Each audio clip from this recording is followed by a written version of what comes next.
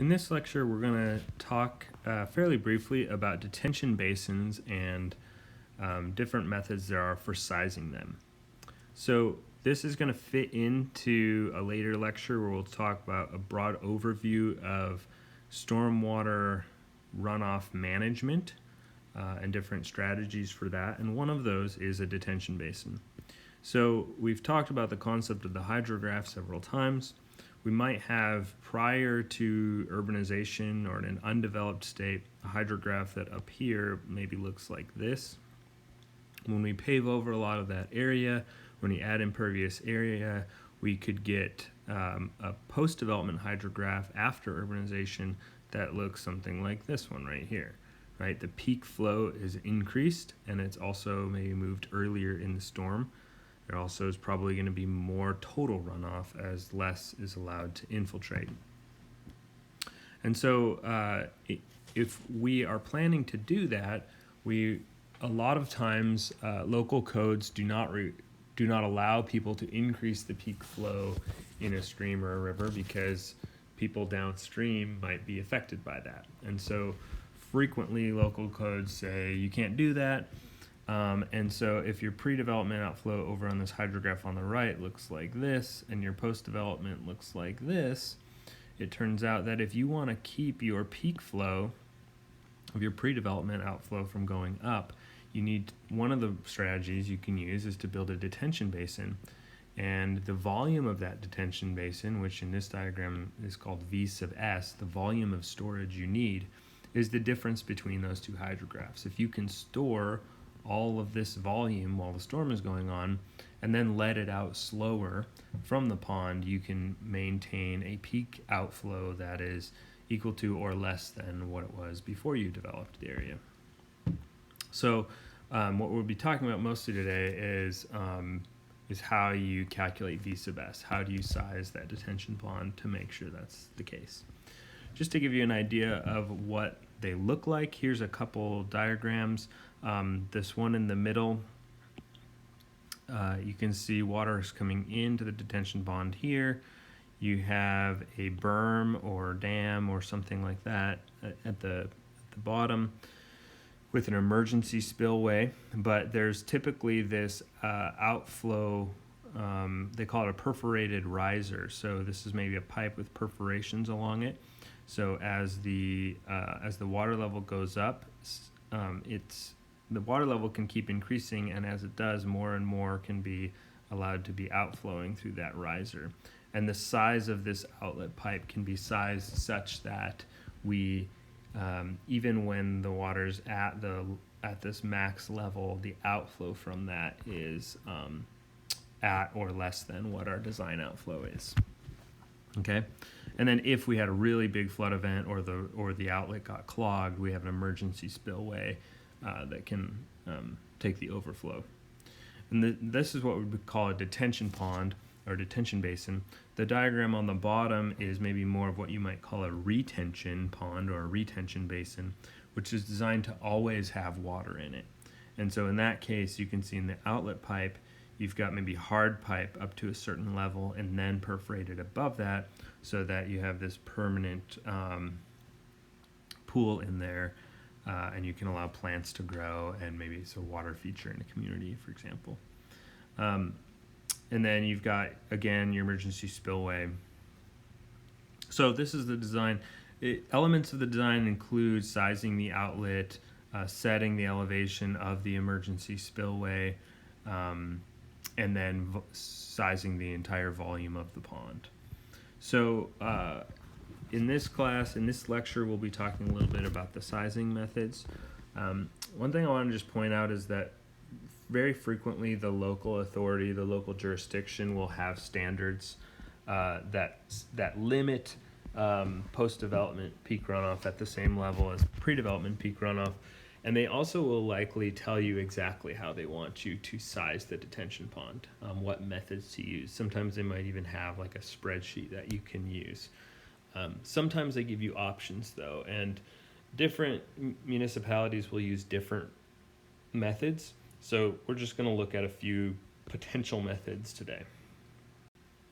Okay, So for small sites, again, local codes, and then you might use equations to size those detention basins.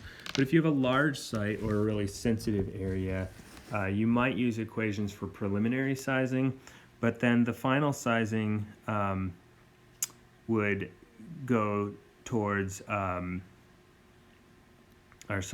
final sizing would involve most likely some modeling. And that would give you your final design. And so as part of your second project in HEC HMS, we'll be doing some modeling to establish the size and different other characteristics of your detention basin. So here's 3 different equations that we could use to size a detention basin. The first is the AASHTO number 1 that says V sub S is equal to 0.5 T sub B Q sub P minus Q sub A, where V sub S is the volume of storage, T sub B is the time base, T sub P is the time to peak, Q sub P is the post-development peak outflow. Actually, I'm going to call that just post-development peak. And this will be the actual inflow into our detention basin. And then Q sub A is going to be our allowable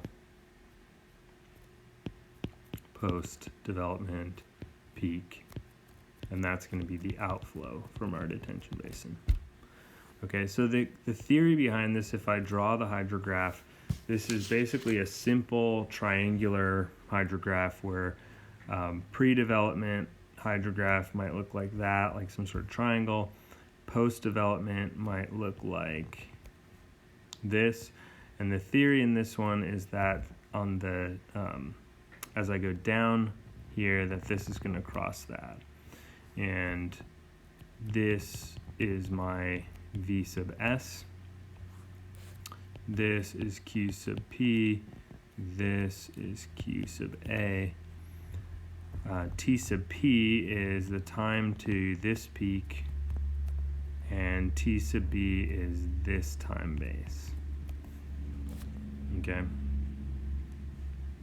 So we take our post-development peak inflow, subtract off our peak outflow, Q sub A, multiply by the time base, and take 0.5, and that'll give us our V sub S, or this area that we need to size the detention basin.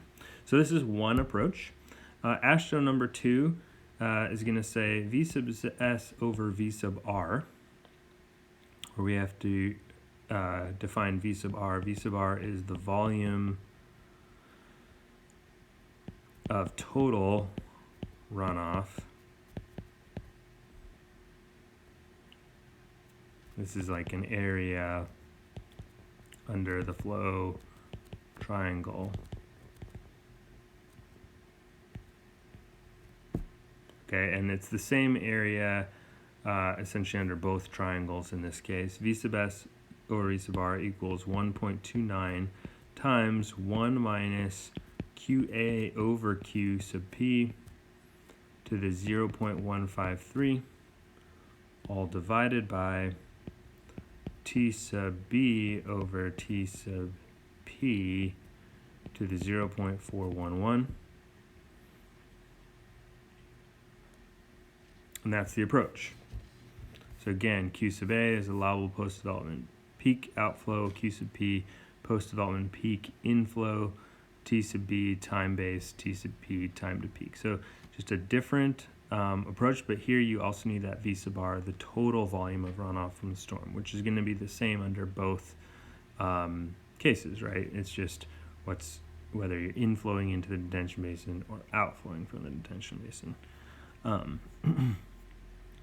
So that's AASHTO number 2, and then Abt and Gregg says V sub S over V sub R equals 1 minus QA over QP squared. Okay, this one is in some ways the simplest because we don't need that T sub B, the time base piece. And this is essentially the theory here is essentially the same as ASH number 1, except we're going to say the outflow pattern looks more trapezoidal, whereas the inflow pattern is going to go like this. And so now this volume of storage is this piece. All right.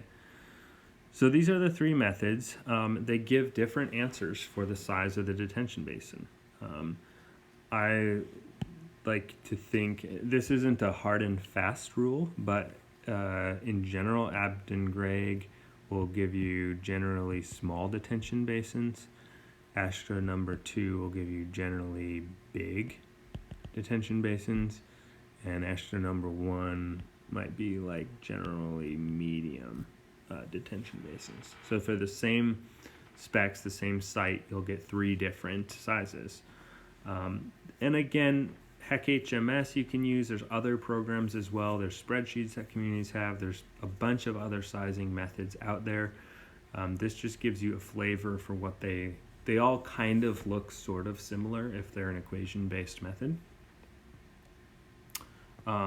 SCS or NRCS that we've been using is a common one as well. I'll write a little bit of that one down here. People still call it SCS, even though that's been renamed to NRCS now.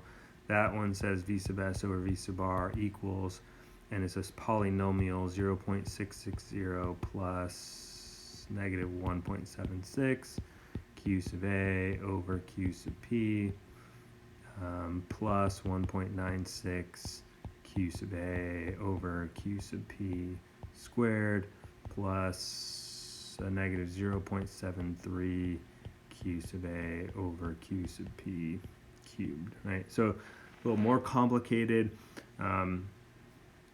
but again, lots of different approaches. Okay, so that's a general set of approaches. Now, a little example problem here. We've got a large development planned. Our peak outflow is 265 CFS, but the allowable outflow is 125 CFS. The time to peak for the design storm is 2 hours. Use all 3 methods to size the detention basin in acre feet. Okay, so you can pause the video now and try to do this on your own and then see if you get the same answers as I do. One thing I forgot to mention on the previous slide, the previous video, was that AASHTO number 1, the T sub, the time to peak is assumed to be half the time to base. So we have the time to peak is 2 hours, which means the time base is going to be 4 hours. It's kind of implied by the way I drew the triangle, but you're going to need that if you're going to try this. Okay, so pause the video if you want. Try to attempt this, and then you can watch me go through it.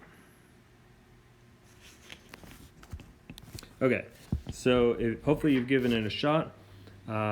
Here in this problem, we have Q sub P is 265, Q sub A is 125, T sub B is 4 hours, and T sub P is 2 hours.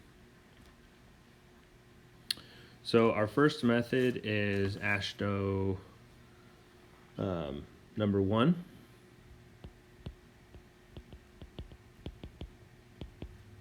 Which was V sub S equals 0.5 T sub B Q sub P minus Q sub A. So we get 0.5 times T sub B, 4 hours, times 265 CFS minus 125 CFS. And then we need to do some unit conversions, so we're going to multiply that by 60 seconds per minute and 60 minutes per hour. And when we do that, we get a large number. It's just over 1 million.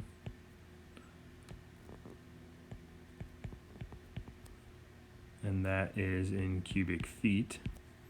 And then we divide that by 43,560 cubic feet per acre foot, and we get about 23 acre feet. Okay, so now we're going to do AASHTO number 2.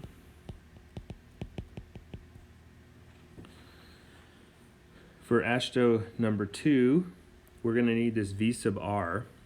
So let's calculate V sub r first. It's the volume under the curve.